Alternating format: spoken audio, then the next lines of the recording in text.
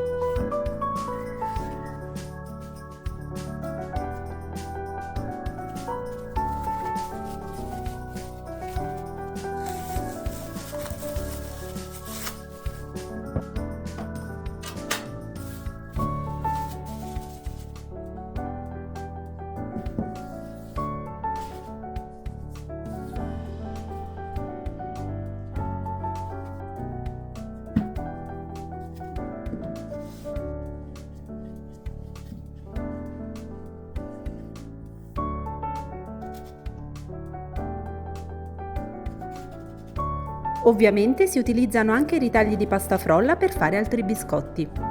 La cosa importante è maneggiarla sempre poco per evitare che si scaldi.